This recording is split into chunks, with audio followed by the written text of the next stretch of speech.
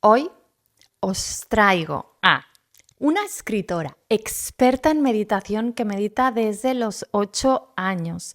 La mujer que tiene la mayor comunidad de crecimiento personal en catalán. Vamos a hablar de cómo mediante la meditación podemos conseguir ese momento de conexión, de compartir con nuestros hijos todas sus emociones, sus pensamientos, lo que le preocupan y sobre todo estar presentes y acompañarles, sobre todo en esos momentos en los que hay esa crisis familiar, cuando hay una separación, cuando hay una ruptura, cuando hay un divorcio, que es cuando más necesitan sentirse en ese espacio seguro, abrirse a nosotros, abrirse a lo que sienten, a sus emociones, cómo esa meditación también les puede ofrecer ese espacio imaginario en el que, como en un cuento, ellos son los protagonistas de su historia, en el cual siempre puedan acudir para sentirse seguros desde su imaginación, desde su creatividad, no solamente para cuando tengan problemas en un futuro, sino también para cuando estamos bien, esa herramienta tan poderosa que puede ser la meditación. Vamos a hablar también cómo nosotros, con nuestros hijos, aprovechamos para conectar con, sin quererlo, con esa herida de nuestra niña interior, pues conectamos mucho cuando a ellos les suceden cosas de cuando nosotros éramos niños y también podemos sentirnos identificados con eso. La importancia también de tener una comunidad, de tener una red de contactos que nos apoye, que nos sostenga en esos momentos de crisis en que lo estamos pasando mal, que muchas veces no tenemos familia para eso, y cómo esos espacios en los que se crean en los retiros, independientemente de la edad o de tu aspecto socioeconómico o de tus intereses, se crean conexiones preciosas en las que se pueden sanar también muchísimas cosas. Hablamos de su libro, hablamos de muchas más cosas. Hoy, en Divorciarse a los 40, lo que nadie te cuenta, con Vilma Montoliu. Bienvenidos al episodio 36 de Divorciarse a los 40, lo que nadie te cuenta. Y hoy estamos aquí con Vilma Montoliu. Vilma es escritora, experta en meditación. Bienvenida. Muchas gracias, Isabel, por invitarme. Gracias a ti. Vilma ha escrito ya 3 libros, si no me equivoco, y este último es un libro que es muy especial porque yo, en cuanto lo vi en Instagram, dije, esto lo quiero para trabajarlo con mi hija, porque habla de la meditación para conectar con los niños también emocionalmente. Y bueno, pues me parece súper interesante. No he traído el libro porque me tenía que llegar hoy, pero bueno, tengo muchas ganas de esta noche estrenarlo con mi hija. Vilma, cuéntanos, no sé, cómo... Yo he leído que empezaste a meditar con tu madre. Sí, ya muy exacto. pequeña, sí, con 8 años o así. Pero cómo, no sé, explícanos. Tu madre, en aquella época tampoco era tan común el tema de la meditación. No, claro, estamos hablando pues de principios de los 2000. Además, mi familia es de Barcelona, pero en ese momento vivíamos en un pueblo muy pequeño y todavía era como más extraño, ¿no? El ambiente y estas creencias yo creo que estaban como muy cerradas. Mi madre fue diagnosticada de una depresión debido a un burnout laboral muy bestia que yo creo que arrastró durante 15 años y al final, pues claro, su sistema nervioso y su mente acabó petando. Y es verdad que ella pues hizo un poco el camino tradicional, ¿no? o estándar, pues la medicación, todo lo que en ese momento pues ella necesitaba, pero justo paralelamente tenía una amiga que desgraciadamente estaba muriendo de cáncer y estaba haciendo un proceso al final ella interior de mucho crecimiento personal a raíz de la enfermedad y lo que le había ayudado había sido todo el tema alternativo. Meditación, terapias alternativas, todo este mundo a ella le había abierto los ojos y la estaba como ayudando a irse sin rabia, sin victimizarse, ¿no?, de la situación. Entonces, siguiendo un poco el testigo de su amiga, de su querida amiga, mi madre pues empezó a ir pues a los mismos sitios que su amiga le recomendaba y una de las cosas que descubrió fue la meditación. A mi madre le encantaba meditar, o sea, ella tenía como unos momentos de mucha conexión con ella misma y claro, estamos hablando de una persona que nunca había visitado como todo este mundo, ¿no? O sea, mis padres pues habían vivido en Barcelona toda su vida, habían tenido trabajos corporativos, o sea, en su día normal había incluso agresividad, ¿no? Ir por la calle, ¿no? Siempre es agotador, pues imagínate cuando además tienes un trabajo donde tienes que ir dando un poco de codazos, ¿no? Para caber. Entonces, claro, de repente el chip mental, yo supongo que ella hizo de cambio, fue enorme. Y decidió que le apetecía mucho compartir esos momentos conmigo, porque nunca me trataron como una niña, siempre me hicieron muy partícipe de todo lo que pasaba a nivel familiar. Soy hija única, entonces supongo que mi carácter también ya era como muy maduro, entonces mi madre siempre me explicó las cosas, o sea, nunca era no, tú eres la niña, aparte no, siempre me incorporaron mucho con todo, ¿no? Entonces decidió que quería compartir eso conmigo y recuerdo que me tumbaba en la cama con mi padre al lado y mi madre nos guiaba a los ejercicios.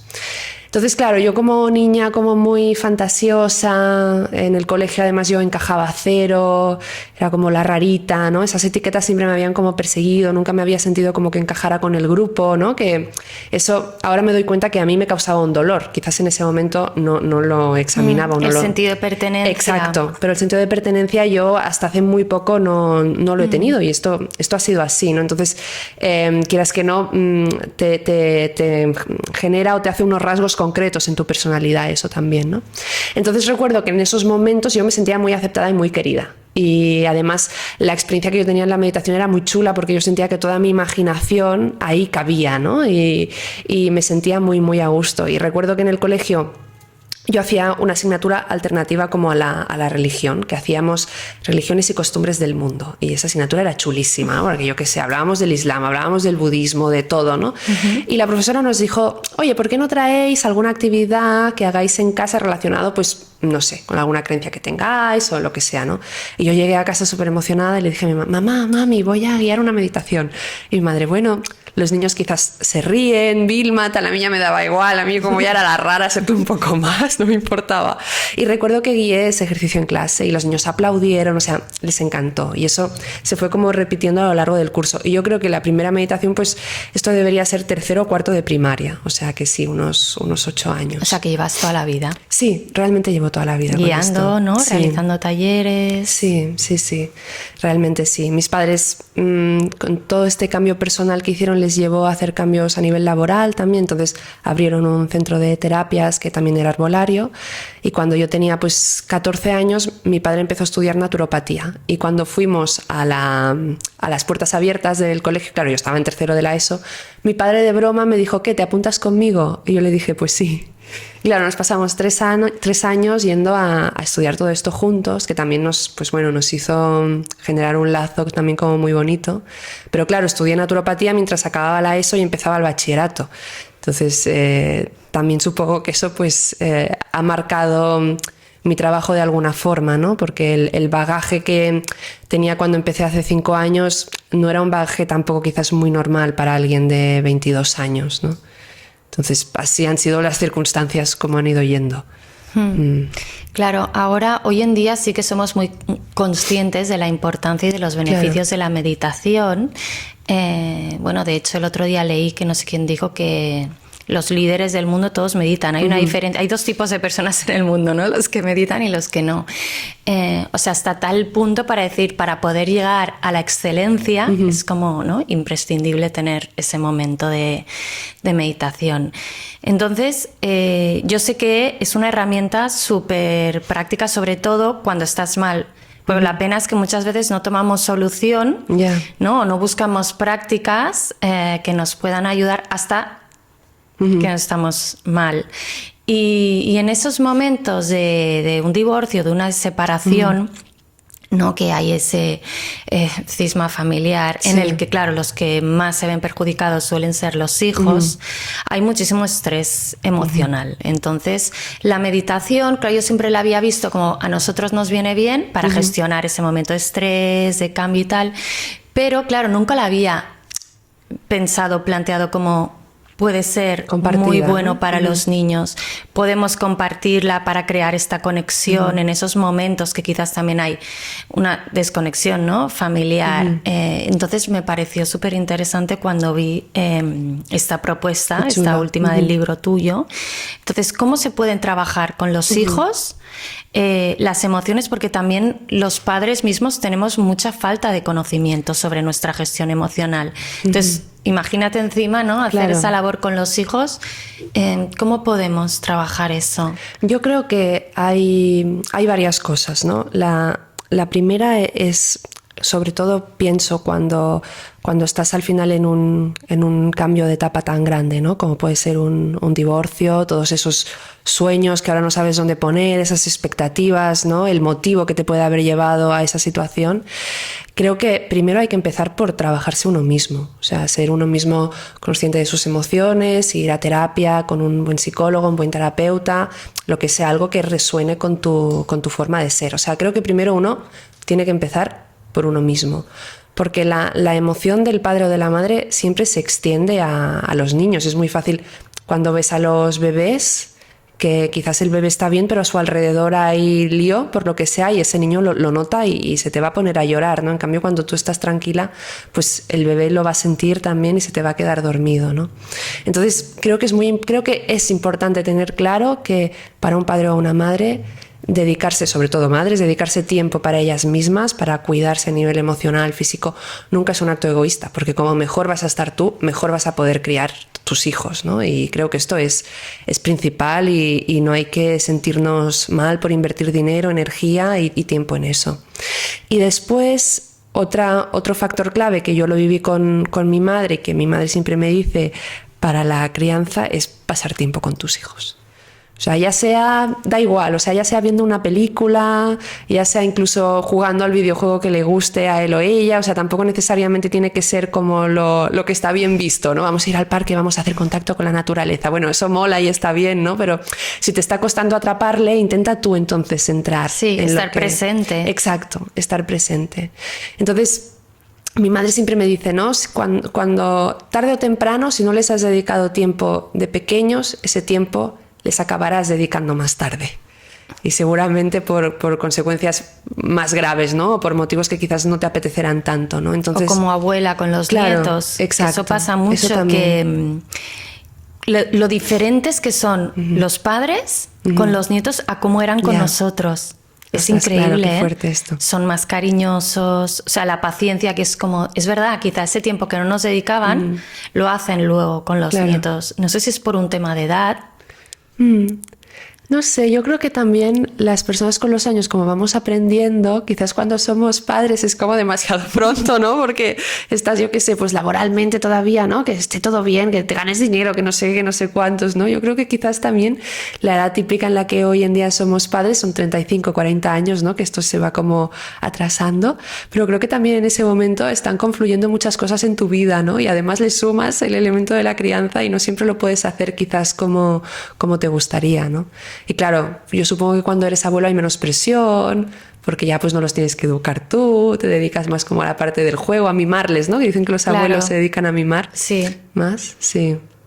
Pero bueno, entonces, de cara a generar esos momentos de meditación, yo siempre lo que recomiendo es, primero de todo, explicarle un poco al niño o a la niña de qué trata el tema, ¿no? O sea, pues mira, esto es como un cuento, pero tú eres el protagonista del cuento y lo vamos a hacer juntos. Y al final un niño lo único que quiere es pasar tiempo con su padre, su madre y ser visto y querido y punto, no necesita nada más, ¿no? Pues pensamos que necesitamos muchas cosas y en realidad lo esencial es el amor y el tiempo. Entonces, yo lo que recomiendo, y según mi experiencia lo que funcionaba en mi casa y lo que me cuentan también muchas mamás, es la hora de antes de ir a dormir. Ese momento de, pues nos ponemos en la camita, ponemos una luz tenue y te leo tu meditación, ¿no? Cierras los ojos y lo hacemos juntos. También es interesante cuando el niño un poquito ya sabe leer, que te dejes guiar por él o ella las meditaciones. Esto también puede ser un momento bonito.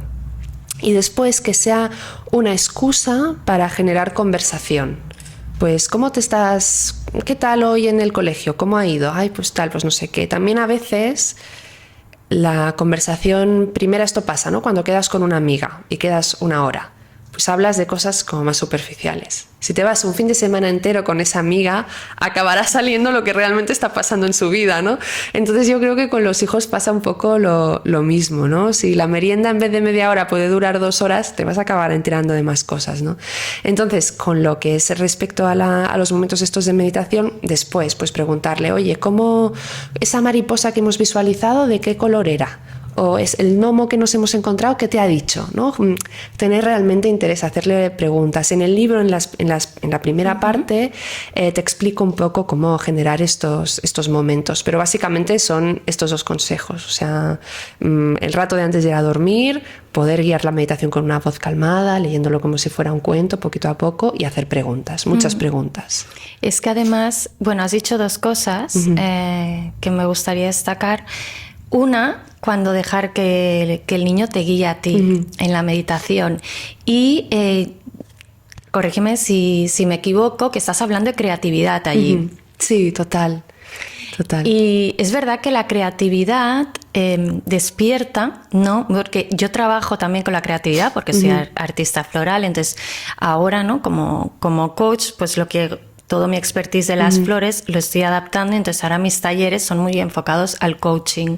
Vale. Y trabajar esta creatividad como para generar nuevas conexiones neuronales. Qué chulo, ¿no? qué Y nuevas interesante. vías para al final resolver los desafíos, ¿no? Como más resolución de conflictos, porque eso te genera también mucha claridad mental.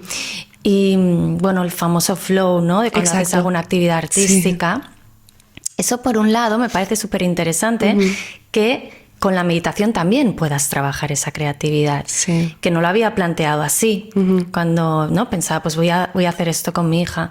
Y luego la segunda parte que dices, en el momento de irse a dormir, porque es cierto que a mí también me lo han dicho, o sea, clientes y a mí también me sucede, que en ese momento de ir a acostar al niño es cuando ellos se abren y te explican, es como que se sinceran. Claro. O sea, por el día no te quieren contar nada o te vas a merendar, no, todo está bien y no consigues sacarles nada. Y justo cuando te vas a dormir, que estás ya muerto de sueño, que dices, o sea, por favor, entonces, que se duerma ya, ¿no? Que estás ahí haciéndole cosquillitas, Bien, aquí está mi hija.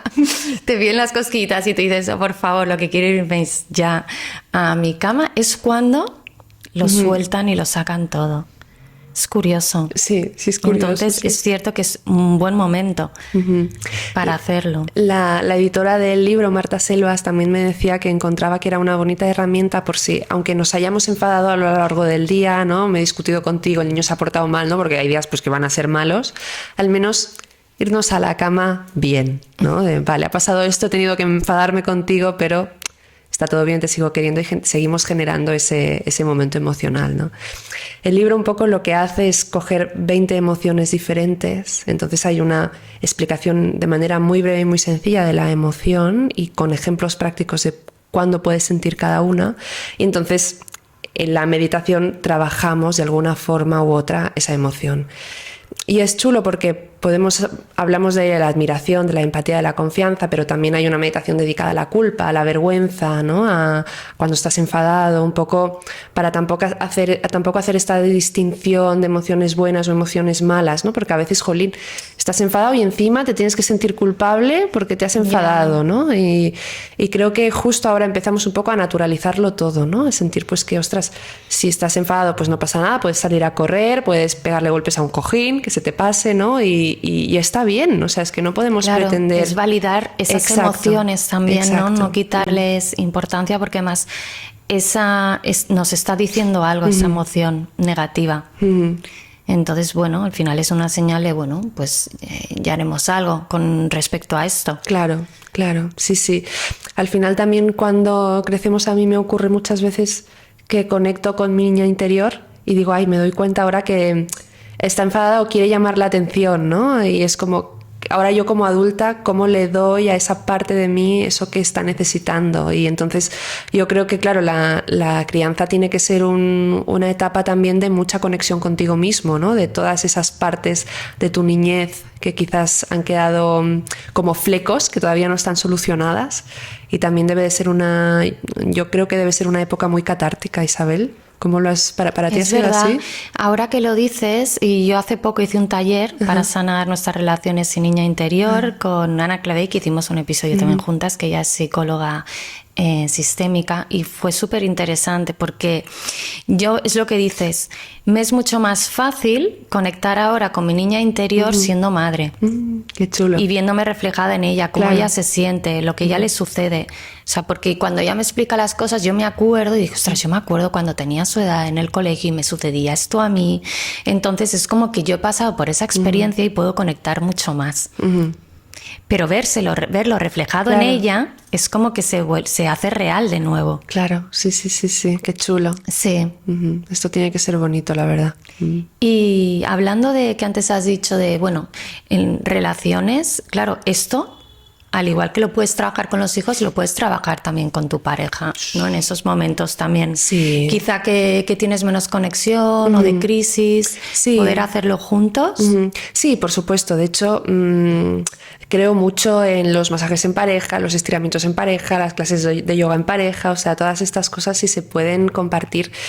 A ver, aquí pasa una cosa, ¿no? Si uno es mucho de estas cosas y tu pareja es muy poco de estas cosas, pueden pasar dos cosas, que tu pareja tenga un interés porque te quiere y ve que a ti te hace feliz y entonces poco a poco se vaya acercando a eso y lo haga contento y tal.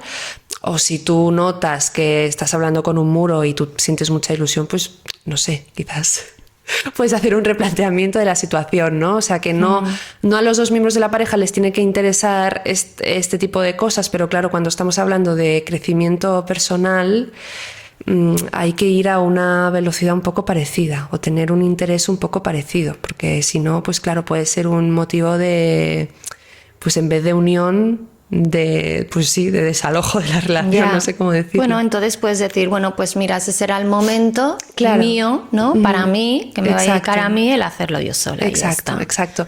Después también hay cantidad de grupos de meditación. Yo animo mucho a las personas a hacer cosas en grupo, porque creo que como sociedad tenemos una soledad tremenda, da igual que vivas en una ciudad o es que quizás incluso es peor en una ciudad que en un pueblo, y creo que en general estamos muy solos y lo veo mucho en mi comunidad en Instagram, en la gente que viene a las meditaciones, a los retiros. Tengo suerte de que mis clientes, mis seguidores, mis lectores se abren como mucho y me suelen contar mucha experiencia personal y me doy cuenta que el problema de base que muchas veces tenemos es esta soledad. Entonces, cualquier cosa que la aprendas en grupo, si encuentras tu sitio, va a ser mucho más agradable porque el grupo te impulsa y lo puedes compartir y generas esta conexión bonita. Y La tribu famosa. exacto, la tribu, sí. Y al final con la meditación yo creo que sucede lo mismo. Cuando alguien me dice, ay, estoy empezando, le digo, pues, ¿a qué centro estás yendo? ¿O a qué grupo te has apuntado? Tal, ya no para llevarles a mis grupos, ¿eh? O sea, que si quieren venir a mis grupos, fenomenal. Pero siempre le digo a la gente, si has descubierto la meditación a raíz de mí, no te quedes conmigo, o sea, porque es un mundo que es que no te lo acabas nunca. Entonces, por favor, investiga, porque puedes encontrar cosas que es que realmente, técnicas, métodos, personas que realmente te cambien tanto la vida y la manera de pensar, que no nos tenemos que quedar solamente con uno. O sea, yo creo que tenemos que ir siempre con nuestra mochilita de Sherpas e ir siempre investigando, ¿no? Nuestra conciencia y el mundo, porque está todo fuera. Y con el grupo siempre lo insisto y lo digo, búscate pues la amiga con la que lo puedes compartir o la conversación de después. Esto te nutre mucho. Sí, lo de los retiros también. Claro que hay muchos tipos de retiros. Al final es buscar, ¿no? Con el que tú te sientas más, que vibras en esa energía. Exacto, sí. Yo tampoco soy partidaria de hacer las cosas simplemente porque están de moda o porque te las ha recomendado tu cuñada. O sea, creo que se trata un poco de cada uno tener nuestro criterio, porque al final vivimos en un mundo muy superficial y si nos dejamos llevar por esa superficialidad es que podemos acabar en unos líos y en unas vidas que no nos gustan.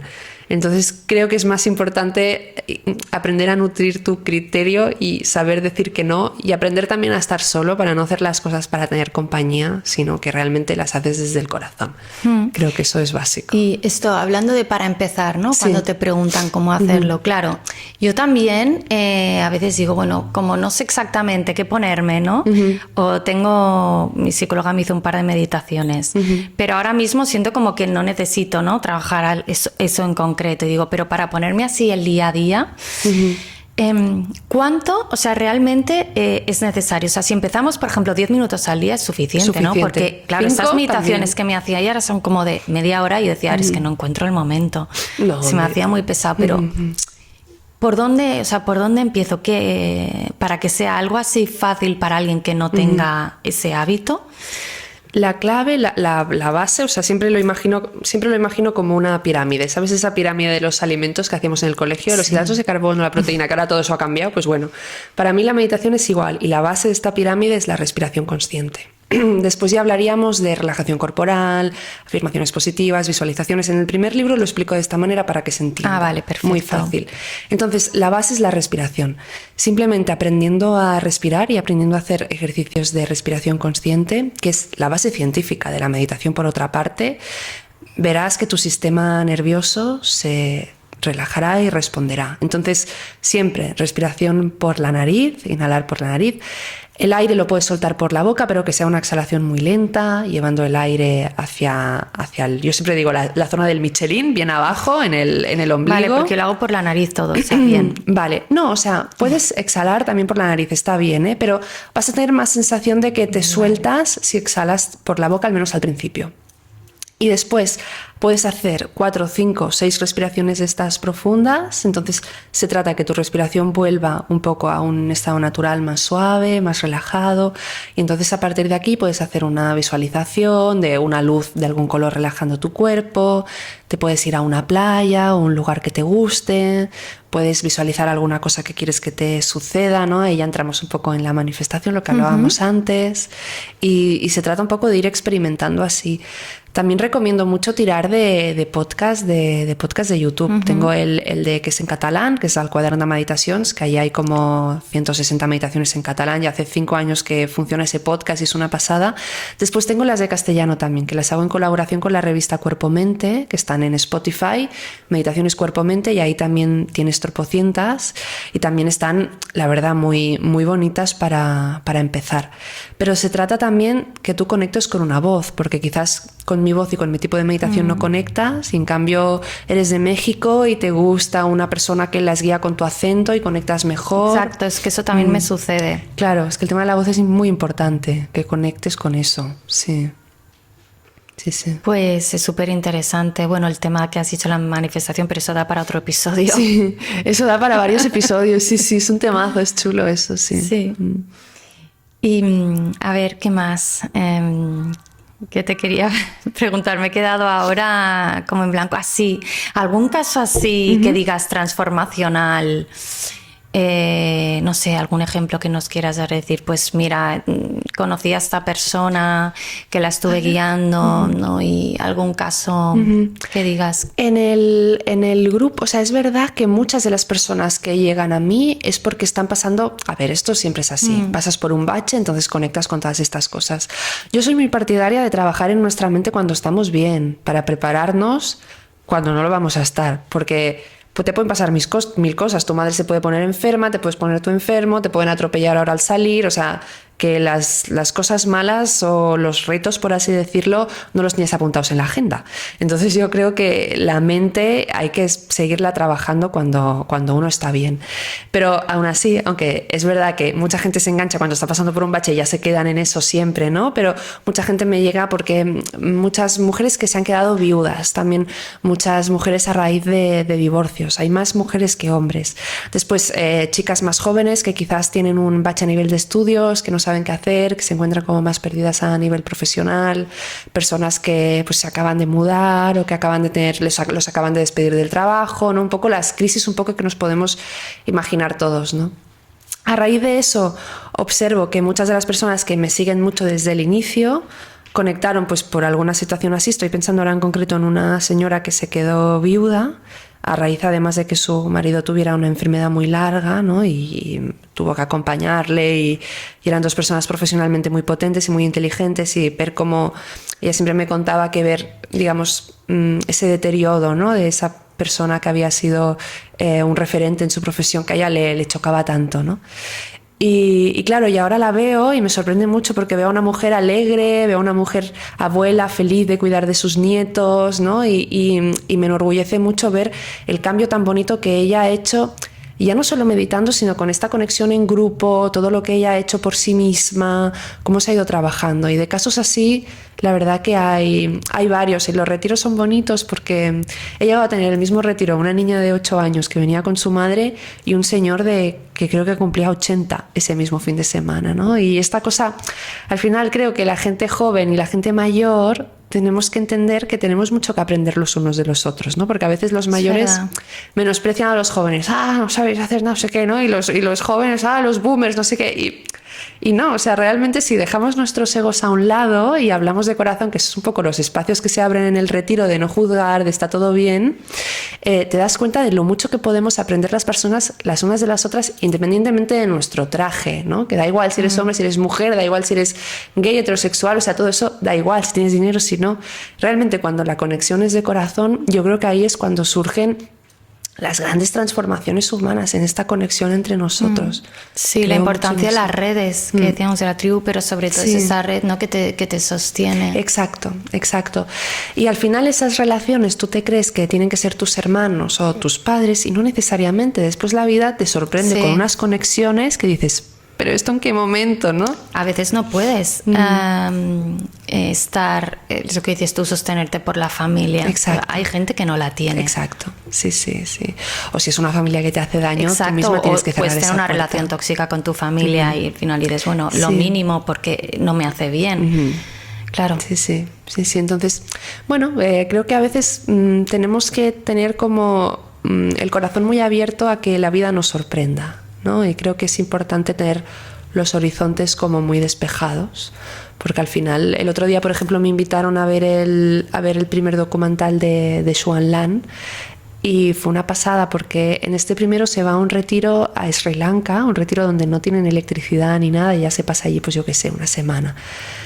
Y salí del documental pensando, ostras, me estoy haciendo yo misma la vida pequeña, ¿no? Porque esta señora pues ahora se va a Sri Lanka y seguro que cuando tenía 18 años ni se imaginaba que grabaría estos documentales y tendría este trabajo tan apasionante y tan bien hecho, ¿no? Entonces, creo que tenemos pues eso, que dejarnos un poco sorprender, ¿no? No querer controlarlo todo tanto porque que sabemos lo que nos espera al final, ¿no?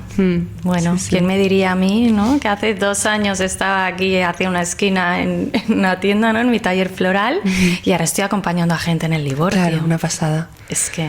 Sí, una pasada. Bueno, Vilma, muchísimas gracias por venir. Gracias a ti, Isabel, un placer. Por tu tiempo, por tu maravilloso libro, que esta noche lo vamos a empezar. Ya me lo explicarás, tengo mucha curiosidad. Sí, por favor. Bueno. Pues muchas gracias.